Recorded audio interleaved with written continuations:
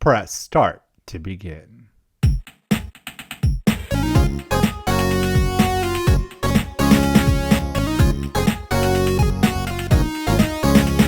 We are two best friends who happen to be psychic mediums. We do readings, we teach, we mentor, and we love to laugh. Yeah, and you know what? We love to cry too, because we're heartstring pulling mother truckers. Oh, warning, this is rated E for explicit, so if you don't like the word fuck, you should probably turn your ass around. Turn it around. Don't look back, run. But if you're sticking around, it's time for another episode of I'm a Medium. Ask me how.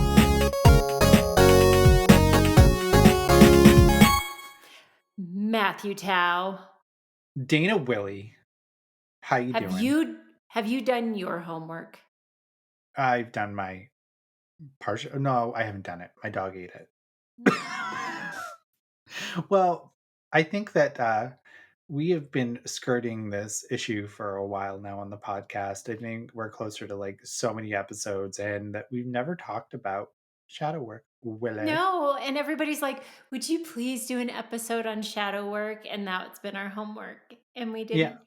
didn't do our work, like Nope. W-E-R-K. You better work. Work. And we haven't done it. But Mm-mm. just like shadow work, we avoid it. It's a tough topic.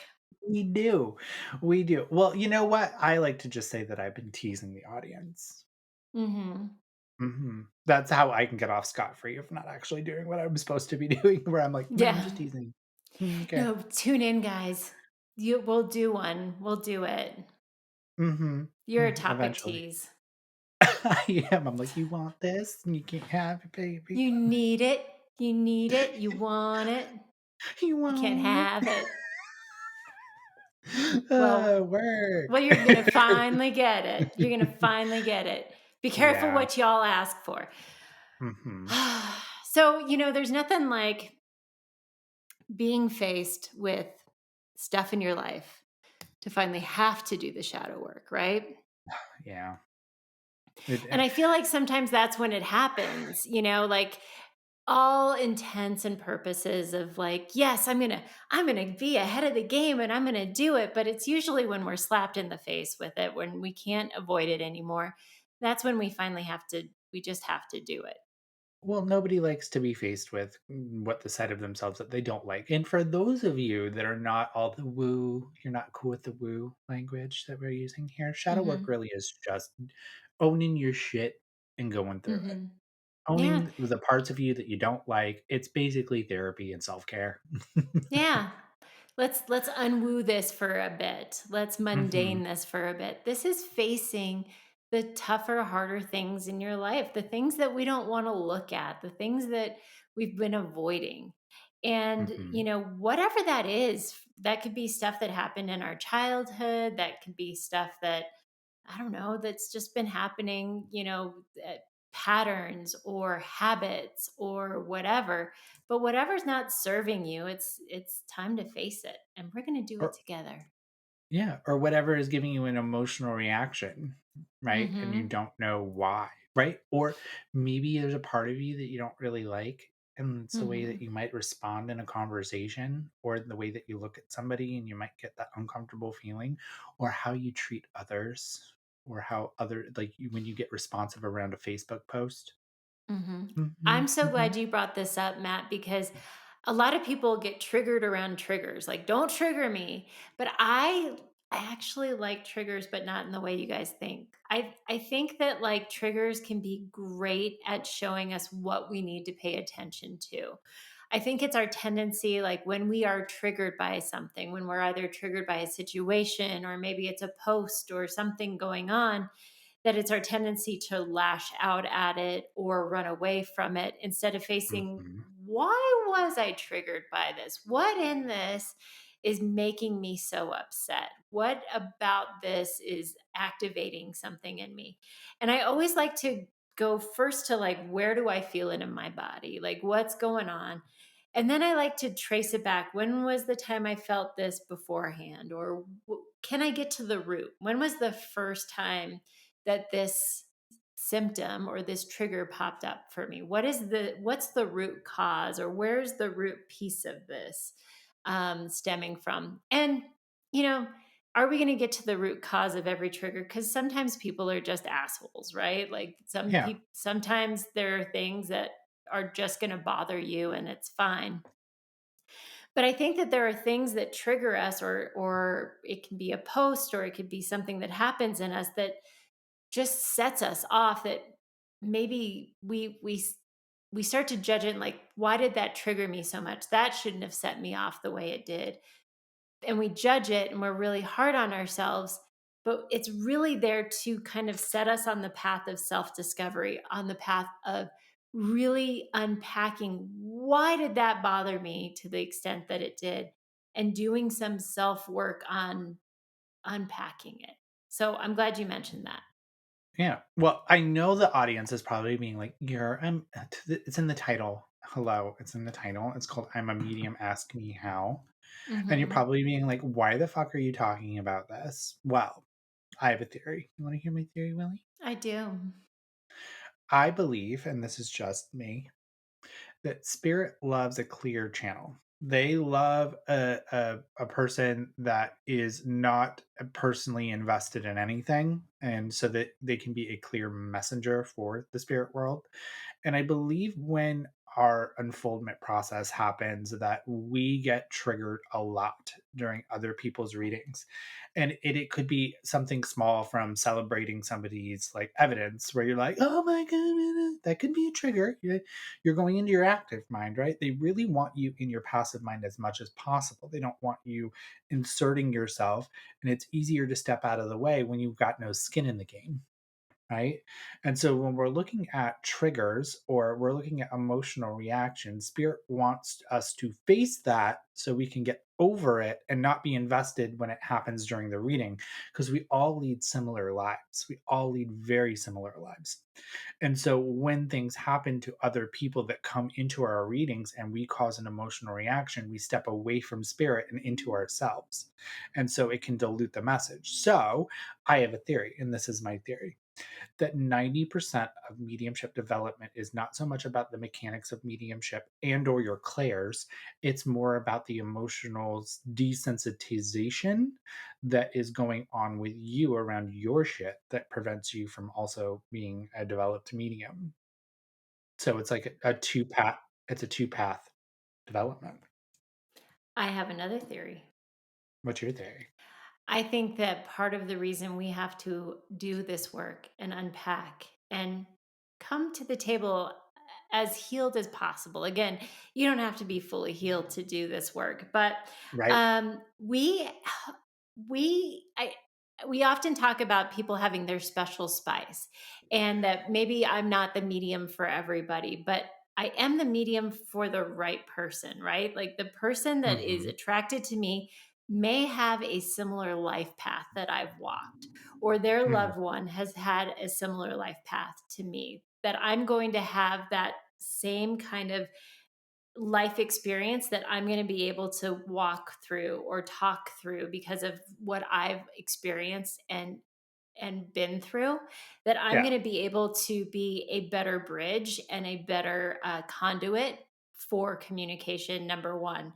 And number two, I'm going to be able, because in the end we do this for healing, right? So I'm going to be Yeah. able to help my sitter get through something better than somebody who hasn't been through it, right? So I think that my life experience, because we always ask, like, why do bad things happen to good people, or why do we have to go through all of this difficult stuff? I really think it's so that we can help others navigate through it, right? And Yeah. so I can't sit here and navigate through a lot of difficult things. And let's just be honest, when we're doing psychic stuff, when we're doing mediumship stuff, not everybody dies happily in their bed of a ripe old age and they lived a happy, happy, happy life. There's only a handful of those experiences out there. Most people, especially people who are seeking mediumship readings, there's some kind of trauma. There was a difficult passing. They're trying to get resolution. They didn't get to say goodbye. There's some kind of healing that they're seeking as getting this mediumship reading.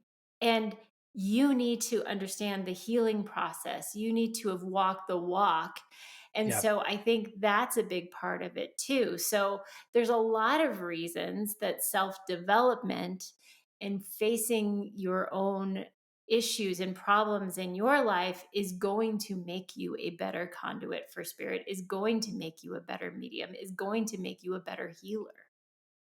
I just learned from that entire conversation, A, it was beautiful, and B, I just learned that you can read for anybody that works at a Taco Bell drive-through. Shared Oh God, experience. all day long. Like I could sit there.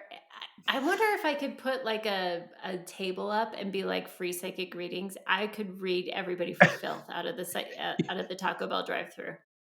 Anybody in the Longmont area in Colorado will be here on 25th and Pecos.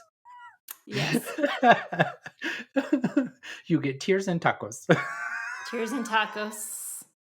It's true though what you're really saying at the end of the day is it's the better we are as a clear channel and the better we are the more we can serve more people. And Mhm. I triggers are hard.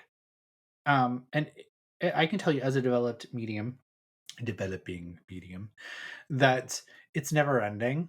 And I think looking at the ego, and we're going to say it because there was a whole episode on ego. And if you missed that episode, well, quick recap, the ego is to survive, right? But it's kind of founded based on our life experience, not only just the need to survive, but how we grew up, how we process the world to survive. So all those things that have happened to us, like abuse and trauma and, feeling neglected and abandoned and our biggest fears, that all shapes our ego. And so we're reactive to our ego on the things that happened. And I think a big majority of this work is going through the parts of us that we don't like. Not only that, because we're sensitive little fuckers. I'm going to say fucker. I'm Mhm. calling myself a sensitive little fucker, Dana Willie.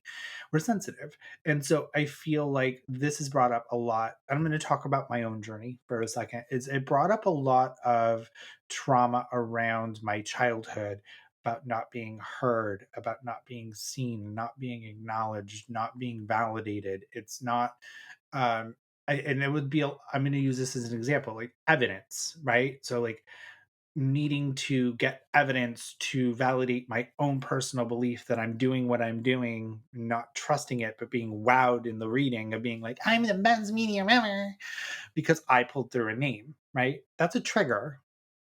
We don't look at it as like a trigger, but somewhere down the road, somebody told me that I couldn't do something and I was really bad at it. So I lost the trust in myself that I could do this Mhm. stuff. So I had to Mhm. go back and start digging into that of being like, well, when was the first time I was not heard? And there's that childhood trauma, right? Mhm. And so it digs up a lot of how we were raised. And it's interesting because then it changes who you are and you get this like growth when you start looking at that. And then everyone else around you starts going, you're different. Something about Mhm. you's changed. You're not the same. You've left me.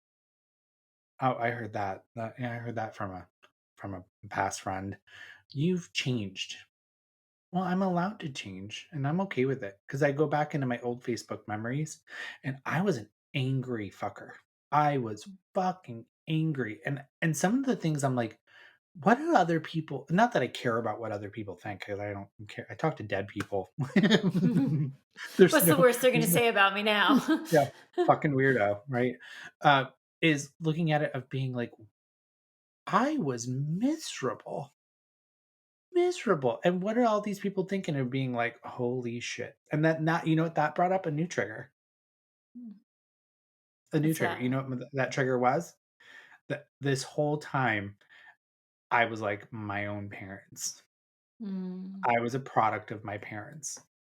And I didn't have the best parents in the world. And I'm gonna say that. And I'm a mean ask me how. Hi, my Mhm. name is Matt, and I had a really bad childhood. Hi, Matt. Hi, Um, Matt. that it was true that I was reflecting what my childhood around my parents were, and that was a new trigger because I didn't have a Mhm. choice to be involved in that. I didn't have a choice to be parent selected into the parents that I had, but um, I love them now. I love them now, just not in the way that I need to love them to have in my life. But I see it now as an outside perspective looking at the person that I was at that point of being like, I'm glad I changed because I don't want any more of that, right? And Mhm. then the people that were in my life and all that stuff. But it's really helped my readings of looking at that stuff, of being like, I actually get more spirits that were a lot like me and the old Mhm. version of me in my readings, and I can understand it and not feel judged or judgmental towards it. And it's unusual on how much of a difference I treat other people, I treat myself. I give myself a Yeah. lot more grace than I used to because I'm more I was like, "Ah, you're just having a reaction." I was just gonna ask you, do you love that old part of you? How do you feel about No. that old part of you? You don't.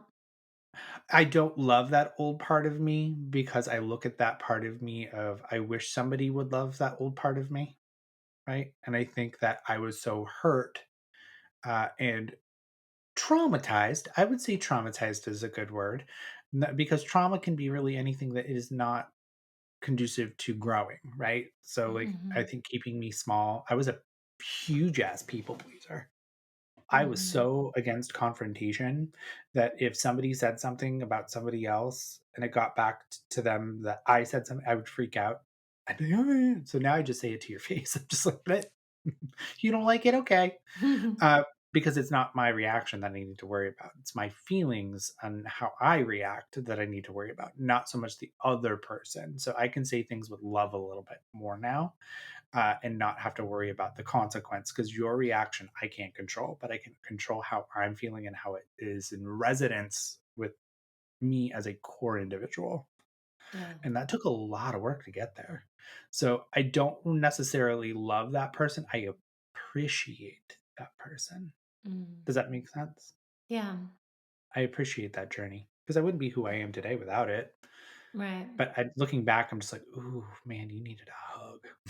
Yeah. You But need can you some. love on that person, I guess? Because that's the way that I look back, and you mentioned, like, looking at those Facebook memories, and, Hmm. whether it's a Facebook memory or old pictures or old memories, I think we can look at as that as a time capsule of where we used to be, or the people that we were.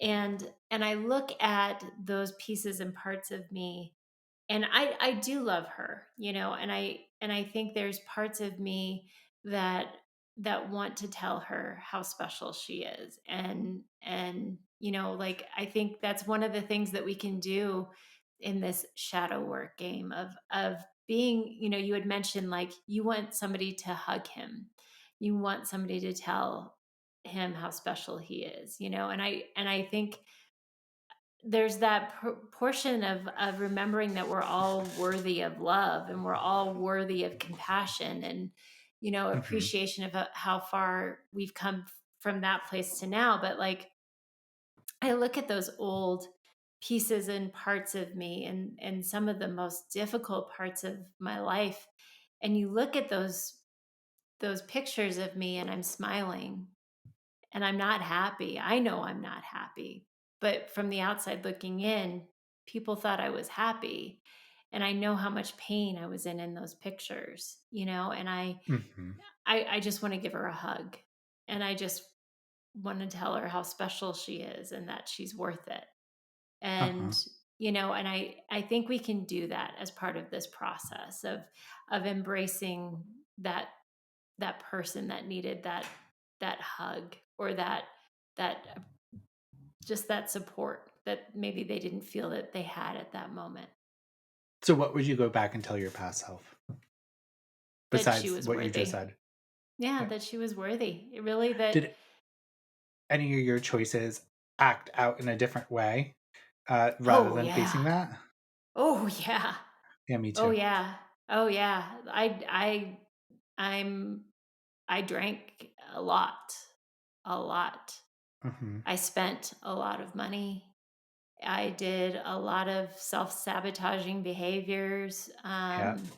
and it was, a lot of avoidant behaviors. Band-aiding. Um Mhm. mhm.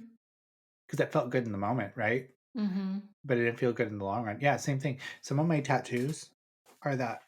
Like a majority of my Mhm. tattoos that I've gotten have been that because it was easier to change the outside shell than it would be to Mhm. the inside shell.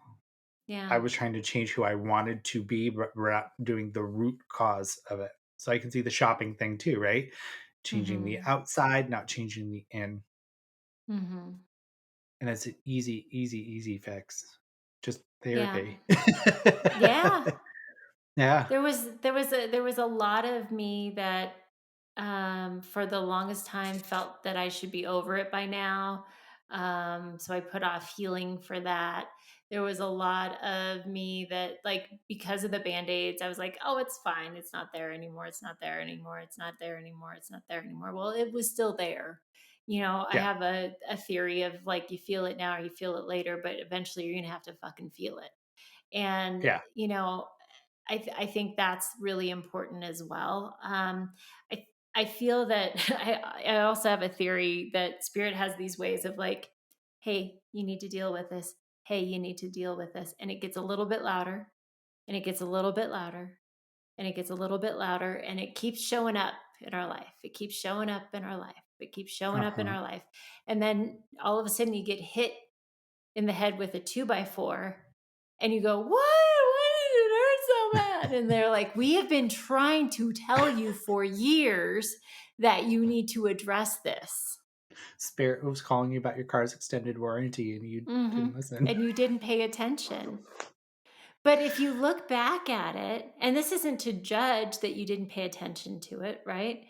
But we always wait until we're so fucking uncomfortable to finally face it, right? And Mhm. so I think in practice, I mean, we'll get to, like, how do you start unpacking that, right? But I think in practice for me, where I'm at now, I work really hard when something bubbles up for me to just sit in it. Recognize it. Face it Mhm. head on. If I'm uncomfortable or upset about something, I sit in it. What is this making me feel? I sit and journal. I let myself cry.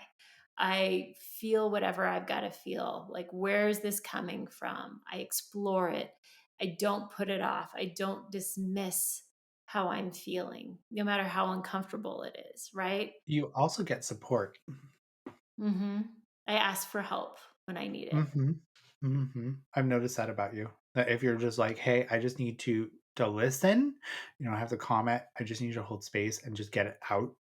You ask for help too, because it's one thing to do it by yourself, but it's also another thing to do it with somebody that is a unsubjected, invested person, Mhm. right? So I always go back to the old version of me that used to blame other people. That was a huge one for me. That was something where I was like, well, I need to take accountability on what I did into this. Now it was like a little bit more like accountability for myself and like what I did to participate in something, even if it's something small, right? So I look at my parents, right? My parents should be the parent, but I didn't also help make it easier on them to parent. Mhm. So I have to hold myself accountable in a situation where I was not the parent and an illegal adult, but also look at being like, yeah, I guess I didn't make that easier. And I could see how they would feel and all that stuff. And taking self accountability first is also a really great way to step into it. And that is fucking tough. Oh my God, that's Mhm. so hard. Because when you look at relationships and how they end a majority of the time, like two friends, I'm just gonna use friends, right? um, of being like, yeah, well, I let that end. I let that end, but I also participate in it, and I can own my part. But I still need to say how you've affected me as well, and own that they are also a participant in a two-way street, Mhm. right? So I look at like relationships and friendships that have not worked of being like, yeah, I could see that, and that's an ugly side of yourself to face. Oof. That is a super Mhm. ugly side of yourself to face. And having empathy for somebody that you're angry at, oh, Mm. Oh, oh shit. Shit. that's work. That is definite work. So, and it takes a lot. to, because it's human nature. And I think when we start understanding that, like, I guess you can kind of look at it in this aspect of it is like we never understand our parents' choices until we get older and we have to experience similar things. And then we have to look at them of being like, well, you were just a human trying to get by and doing the things that you were doing. But I still don't understand your choice, but I get why you had to make that choice. Right? And starting to understand that our parents are human and that our grandparents are human. And it just doesn't happen like you get married, you're born, you go to school, you get married, and you die. That life is messy and it's not this clear cut. And I think some people get that life, and if you've had that life, Mhm. great. But not comparing your journey to somebody else's is also another one that I used to do. Oh fuck! Oh, it's Well, and we do that in a couple of different ways, and I think that some people do that in as a way of dismissing their bad. Hmm. feelings, right? Hmm. Like it's so invalid for me to feel this way because somebody's got it way worse. Like I think that that can be dangerous too. Like Oh yeah. no, what you feel is valid because you feel it. Hmm. Like it's not invalid if you're upset about it. It's okay for you to be upset about it. So Oh yeah. feel it.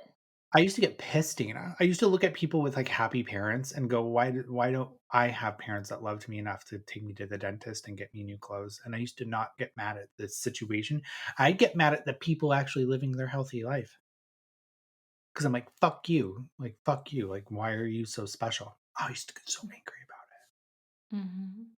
and I didn't have to look at, like, well, let's look at the root cause. Well, but there so let's look at that though, like and I know you know this now, but like in a situation like that, your anger was valid.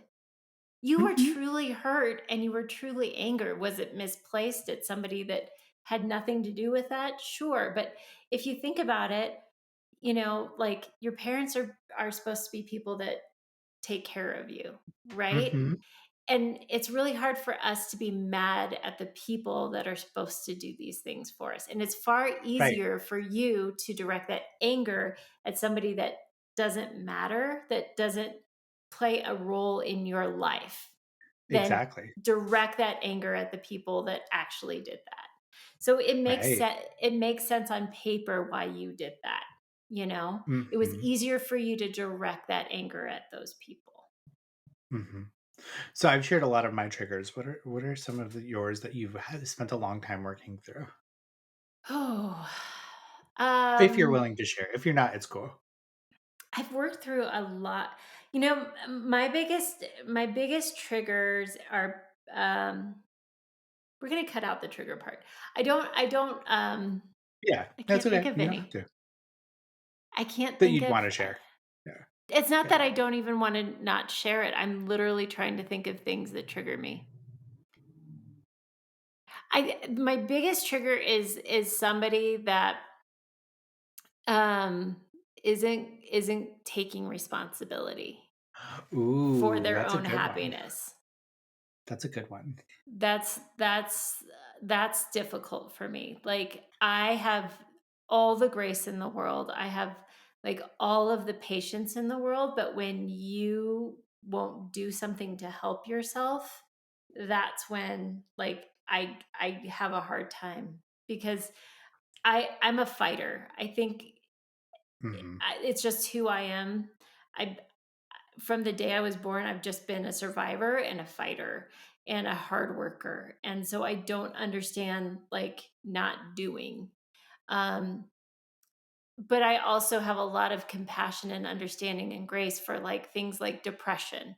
Cause I've Right. also been the person who was literally stuck in bed and could not get up to shower and brush her teeth.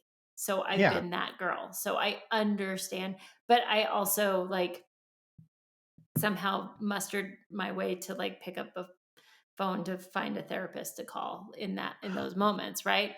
Well, So I think you had a light bulb moment. Do you know what I mean? I think there you hit your pain threshold. mhm, I think everyone has one. You know what I mean? mhm. And I think that you hit that moment where you were like, "I don't know how much more I can live through this." And I think everyone has that one. It's just some people wait to be saved. Does that make sense? Because 'Cause I'd rather somebody Yeah. come in, swoop in, and save me than me actually do the work, and that's Yeah. hard too, because you don't wanna be that person that has saved somebody else because I think it's not self-reliant because then they really only learn that you're gonna save them. My triggers are people that have a closed mind. Yeah. Um, I don't like I have a hard time with people that, aren't willing to hear other people's points of view. Oh, Um, girl, you're reading that my mind. I have a really hard time with. Um, but I think for myself, like the things that I'm currently working on, because I have things that trigger me emotionally. I think I'm very like I'm very closed in, like, I don't let a whole lot of people in my life, and I'm Yeah. always afraid everybody's gonna leave me. I think that's, like, Mhm. that's I'm afraid that I'm not good enough, and I'm afraid that everybody's gonna leave me. Like, I'm just waiting for the shoe to drop on that all of the time. And so, whenever I'm triggered by something, like, and there's proof or evidence, like, oh wait, no, you're not good enough, or oh, here's proof that somebody's going to leave your life that really means something to you. I fly off the handle. Yeah. And that's when it gets hard for me. Yeah, I'm currently working on a couple of things because I think we're actively always working on our triggers. I'm Mhm. really triggered by the climate that we live in today. I'm really, really triggered by it. Uh, and that took a lot of work for me to actually get to understand that I'm triggered by it because I would participate in it, right? So, like, kind of learning about it. And what I mean by that is like the way that the political climate that we're in right now, that nobody can hear anybody because they're so involved in their own lives and how their own lives are affected that they're looking at everybody as a win lose. And so Mhm. nobody's listening. And then there's this distrust of the media and distrust of the truth, that nobody knows what the truth and the thing is. And so we're headed into this dark age of how we treat each other, and it really triggers me. So there's a lot of the day where I am not avoiding social media, but I'm going through and I'm deleting people that trigger me. Right? Because then I'm looking at it as more of like, I used to have a savior complex, and Mhm. that I just recently got over that, where I'd have to save the little guy and I'd have to fight and stand up. But no, this person is not gonna fucking listen to me.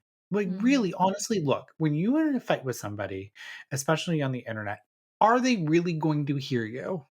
Are Mhm. they really going to hear your point of view? So why? So now I'm doing the flush out of my algorithm of being like, if I am triggered, it's not that I'm avoiding the trigger, but I don't need that in my life right now because that is something that I'm going to use my platform to be a better person for. So I've been removing a lot of anti-trans people out of my feed. The minute I smell it, I'm like, no, because Mhm. it's just what for me and why I get really passionate is just keep your eyes on your own goddamn paper. It has nothing to do with somebody else's the way that they live their life. It Mhm. does not affect you. And I think going back to a couple of things that can help empower the audience on this topic is when you're triggered by somebody else's actions and behaviors, the first question that you should ask yourself is how does this affect me? Does this affect me? Right? So let's say three friends, I'm going to say three friends go out to go see a movie, right? And one of them says, "Well, I can't go, but you can go see the movie," right? Everyone's on the same page.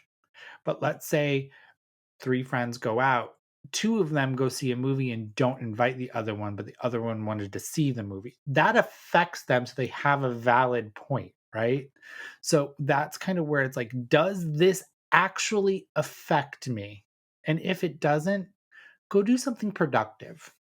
Mhm. And that's the hard part because we get so wrapped up of being like, "I'm right, I'm right." How about we actually take that to go do something that's going to enhance our life and something that gets that negative energy out in a positive way? So that's the reason Mhm. why I love hobbies. I think healthy people have hobbies. Do you? Do you agree with that? Mhm. Or do you think Mhm. that's assumptive? No, I love I love a good hobby. I'm telling you, it lights you up. And I think when we start to really kind of focus on the things that actually bring us joy and not so much get hung up on the things that bring us down and protecting our energy of being like, I don't need to see this anti whatever it is or this person against this person. So I dislike pitting people against each other. I really get triggered on one-sided conversations like celebrities. Oh, that bothers me so much, Tina. I don't like it when people talk about other people and they're not present. Mm. It really Mhm. pisses me off, especially the celebrities. It really, Mhm. because they can't defend themselves. Mhm. And people just will easily attack a celebrity for nothing. But Yeah. really, what they're saying is, I don't like this because you're not like me. Mhm. And usually, those people, like the Karens of the world that have to complain, really, what are they actually saying? What do you think they're saying when they're complaining about something? They're talking about themselves. I mean, Mhm. I think it's a big mirror on what they don't like Yeah. about themselves. Here's the deal too. So, like, let's take this scenario and, like, unpack maybe, like, the Karens at a restaurant, right? So you have a server, you go get a meal. I'm gonna be the Karen, okay? Okay. So I go to a restaurant, I get a meal. I don't like the meal. Rather than calling the manager over, just don't go back to that restaurant. It's not that difficult. But something in there triggered me to be the victim of this, that I feel like my opinion matters the most and I need to speak through my pain because I like control. Now I've got to unpack control, right? What do I need control over an uncontrollable situation? Right? You can't control other people, but there's Mhm. somewhere down the line that somebody told Karen that her opinion doesn't matter, that she should shut up, be seen, not heard. Mhm. And then it comes out on other people. And so when I look at those Karen videos, I just look at hurt. There's somebody hurting, and they're just not Mhm. saying the actual hurt, but they're saying why they're hurt, and their pain comes out, and it It's makes me like sad. you when you were mad Mhm. at somebody who had good parents. Yeah. And you know what's really funny is when we yell at other people, we're really yelling at ourselves at what we don't like about ourselves. Yeah. Have you ever noticed This is that? deep. It's deep. When No, when I 2 mean, people yeah, when 2 people but dislike each other, they're usually mad about what they don't they're mad about themselves. They're projecting. mm, yeah. So there's a lot of things that you said there that I think to take to heart, right?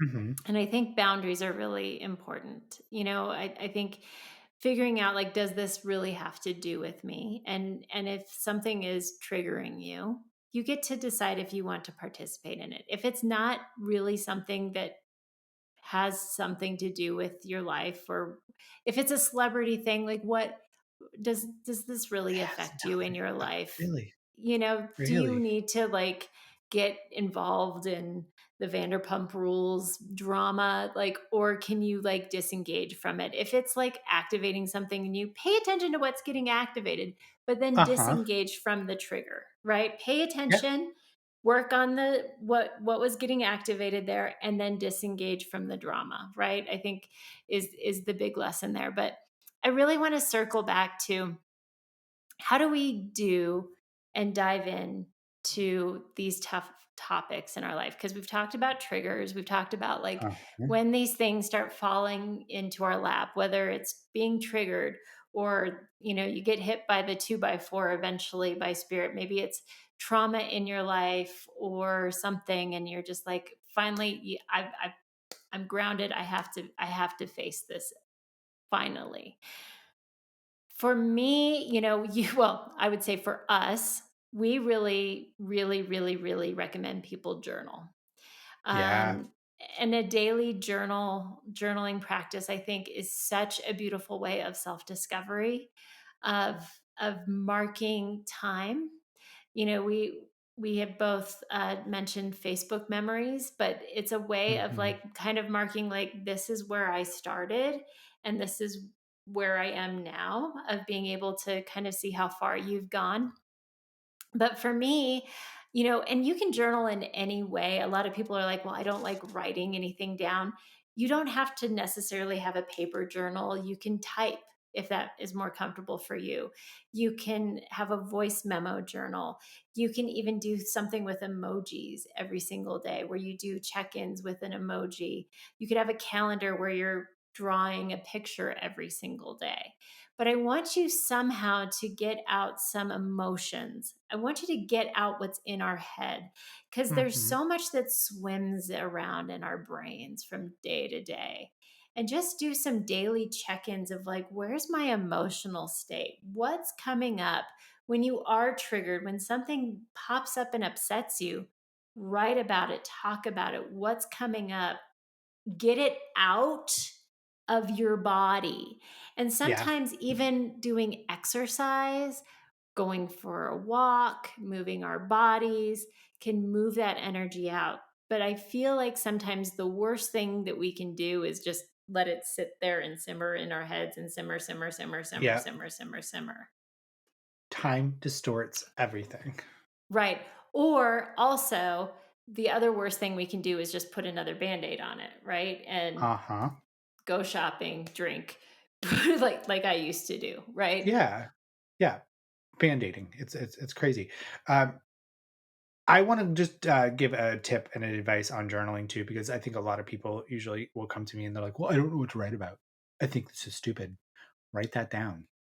Mhm. Start your journal with, "I don't know what I'm writing about. This is stupid. I'm just going to keep writing my thoughts down." And then eventually you'll find out where you're like, "I'm angry, and this is how I'm feeling, and this is why." So, like, just show up and journal your thoughts. Like, "This is so stupid. My pen grip, it hurts. I actually feel, like, really awkward sitting here, but I need to face the truth, and this is my truth." Mhm. And then you'll just kickstart it. Right? So be easy on yourself. Go with the flow. Go with the flow of journaling. And I'm telling you, pretty soon it's awesome. Another thing that I would also suggest is counseling and therapy. Thank you for Counseling and mentioning that. therapy.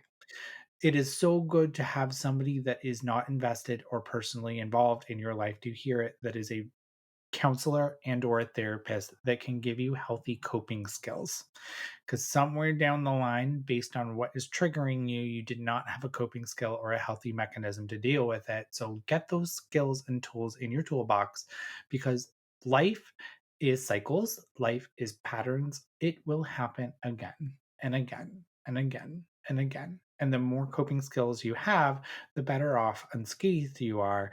But we're never really truly out of life unscathed, right? But you'll have a better way to handle it in a more mature and healthy way to move forward. So it's kind of going back to that mediumship thing, right? A clear vessel to help other people is always a good thing. Mhm. I'm glad that you mentioned getting help where you need it. Life Mhm. coaching, counseling, therapy, group. There's tons of groups out there that you can do as well, like that may be specific to whatever you're processing. Whatever. If it was, if you have addiction in your family or whatever, if you're dealing with grief, there's grief groups out there. But like looking for groups that kind of hone in and deal with whatever you're processing in life, I think can be very, very helpful as well. So that's something to think about as well.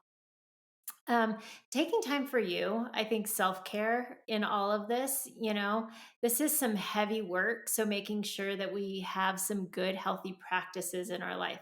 And that's not like judging or anything like that, but Mhm. making sure we're sleeping. One of the best things I did for my mental health, and I'm not going to go on a diatribe. I've talked a little bit about it on the podcast, but I've been on an extreme mental health journey. I've been hospitalized for my mental health. I've been on psychiatric medicines for my mental health. The best thing that I ever did for my mental health outside getting professional help was getting onto a proper sleep pattern and taking care Mhm. of my sleep. So, getting and taking care of our sleep hygiene is one of the best things that you can do for your mental health, especially when you're processing all of this heavy stuff. Your body and your brain needs a break. So, making sure that you shut off some devices prior to, maybe take a bath or a shower, beforehand, have a nice cup of non-caffeinated tea, like whatever feels good, even like journaling before bed. So your brain is kind, you have a little brain dump before bedtime, not engaging in any drama or anything like that, but really allowing yourself to slow things down at the end of the day and allowing yourself to get the sleep you need without the distractions or anything like that, I'm telling you, was the biggest aha moment in my mental health journey. Can I add to that? Hmm. Exercise. Exercise. Okay, and people are like, "Oh my god, this guy in the weightlifting." My life changed when I started taking care of myself. My outlook in myself started to improve because I started to care about my physical health, right? Hmm. It releases endorphins. It's good for your heart. You're getting excess energy out of your body. Answers come to you when you exercise because you fall into a very healthy zone of like you always like runner's brain. Have you ever heard of that? Runner's Oh brain where you're yeah, running and runner's all of a high. sudden like You get the yep, runner's high. you all of a sudden have the answer pop into your head when you're doing stuff. But really how you treat yourself physically, it goes with mental health, right? It will go with mental health. So like I can't imagine like I can't stress enough wherever you can find it, putting about 30 minutes to yourself to just either get physical, get in the gym, go for a walk, go for even like a walk around the block at night after you eat, right? You're going to get a lot of your excess anger or anxiety out because that's a healthy way to let it out of your body is doing something that's productive to have your health. Putting good food in your body, Hmm. right? Put and good food in and your body.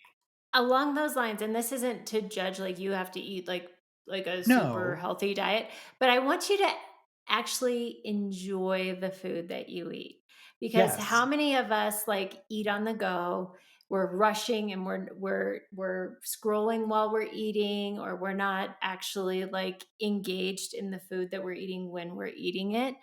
So even if you can't like change your diet up right now or do anything like that, I want you to Mhm. actually be mindful of what you're eating and like actually enjoy the food that you're eating. Eat the Mhm. things that you like have that cheeseburger, but enjoy every bite. Be mindful, be Right. present, be in your body, enjoying every single bite of it. Take your time. You don't have to shovel it all in at once. Take your time, take it bite by bite, and enjoy it. What I'm saying is good food could be good food, right? But being mindful that what we do put into our body also affects our body. So Mhm, I just want to clarify that. So I'm not telling people to go on diets, but what I'm saying is be mindful. Be mindful of treating mhm. yourself with kindness and respect. Because when you start respecting yourself, everything else also helps improve, right? Because Yeah, then your boundaries go up. Oh, my boundaries went up straight up when I yeah. started physically taking because I started to care about myself, and Mhm. I take care of my mental health. I make sure I get enough sleep. But it really changes you. And Yeah, so I want everyone to have that experience where they just care about themselves, right? absolutely. And And don't you can sweat the have small stuff. those yummy, enjoyable meals, but enjoy them. Like I said, Mhm. enjoy them, be present for them. Try to be more present for the things that you enjoy in life. Like, I'm having cheesecake later. I'm gonna enjoy that. oh, Mhm, mhm, mhm, mhm. Like, enjoy those things when you get to have them, right? mhm. Drink your water, stay hydrated. Again, Yeah, we underestimate when we're doing this heavy lifting of the shadow work. It's work for a reason.